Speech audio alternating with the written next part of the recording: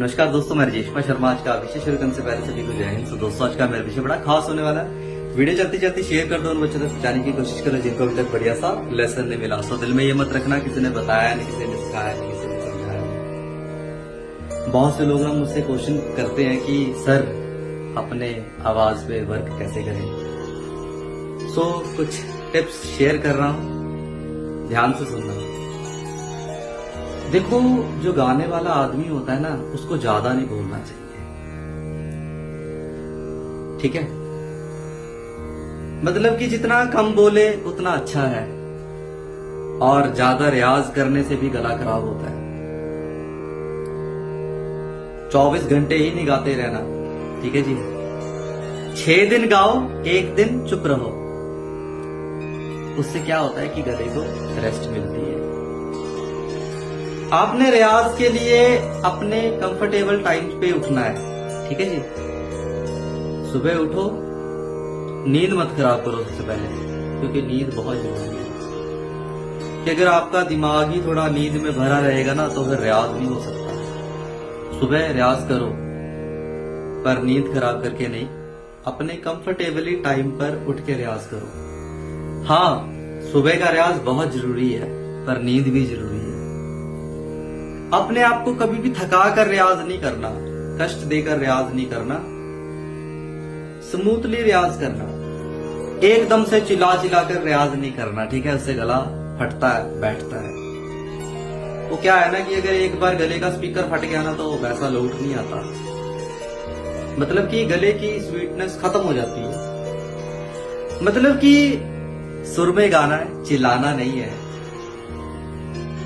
और एक चीज का खासकर ध्यान रखना है कि आपने कभी भी मंदिर जाना है ना, तो प्रसाद लेना है तो उस पर सिंदूर ना लगा हो, क्योंकि सिंदूर एक केमिकल होता है। अगर आप उसको खा लोगे ना, गले में जाएगा तो गला खत्म हो जाएगा। उससे परहेज रखना है। आपने ठंडा पानी नहीं पीना, कोल्ड ड्रिंक तो बिल्कुल भी मत पीना, उससे गला ब्लॉक हो जाता है। और आजकल तो वैसे भी हर किसी को हर चौथे दिन बुखार चढ़ाई होता है ना। रियाज करो, पर थोड़ा सा टाइम दे देकर रियाज करो, कि पागल ही नहीं हो जाना, है ना। रातों रात कोई भी कलाकार नहीं बनता भाई, वक्त लगता है। अपने आप को समझाने की कोशिश करनी है कि संगीत में थोड़ा वक्त लगता है, जल्दबाजी नहीं चलती। रियाज कैसे करना है? आपने सुबह उठना है अपने कंफर्टेबली टाइम पर। आपने सा का रियाज करना है, आ का रियाज करना है। और सुबह राग भैरव का स्वर विस्तार गाने की कोशिश करनी है। मैंने राग भैरव का स्वर विस्तार अपलोड किया है। आप सबका शुक्रिया कि उसका 5 लाख व्यूज क्रॉस हुआ है। न जाने कितनी वीडियोस अपलोड कर दी, सबके मिलियंस में व्यूज है फेसबुक पर। मेरे पास शुक्राना करने के लिए लफ्ज नहीं है। अपने रियाज कैसे करना है? सा का रियाज करना है, आ का रियाज करना है। सुबह उठकर सरगम नहीं गानी, राग भैरव का स्वर विस्तार गाना है, राग भैरव गाना है। क्योंकि राग को राग के अकॉर्डिंग ही गाना चाहिए। और संगीत को अच्छे से समझकर गाओ। अच्छे उस्ताद जी के पास जाकर सीखो। बिना सीखे तो कभी भी मत गाना। वो क्या होता है ना कि जिंदगी में गुरु होना बहुत जरूरी है, नहीं तो गलत ही रियाज करते रह जाओगे।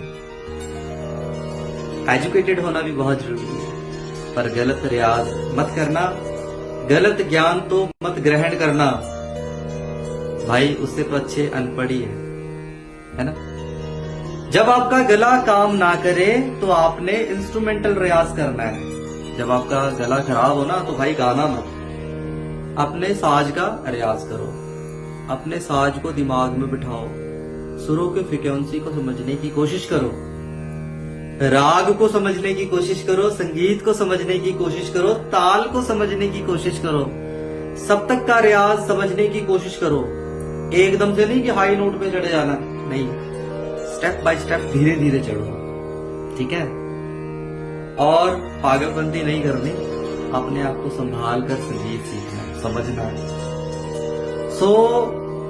आपने अदरक, लौंग, इलायची की चाय तो हमेशा पीनी है और आपने सबसे ज्यादा दुशांदा पीना है थोड़ी सी क्वांटिटी में। ये नहीं कि पूरा दुशांदा पी लिया और पेट खराब कर लिया। दुशांदा एक दवाई है, गले की दवाई है। उससे क्या होता है ना कि गला अच्छा हो जाता है। सो चाय के तौर पर उसको आप यूज कर सकते हो।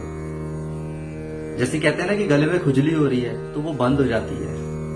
सो इतना आपने समझने की कोशिश करनी है। अगर कहीं कुछ गलत कह हो गया हो तो माफ करना।